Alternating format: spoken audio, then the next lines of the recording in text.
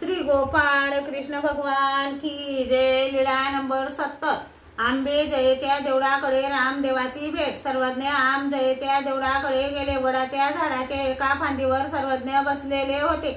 रामदेव नावाचे एक गृहस्थ तेथे पुजारी होऊन राहत। ते उत्तरेश्वराच्या देवळात आले तेव्हा तेथील पुजाऱ्याने म्हटले, रामा रामा, येथे एक पुरुष आले आहेत। काय सांगू त्यांचे सौंदर्य, काय सांगू त्यांचे ऐश्वर्य।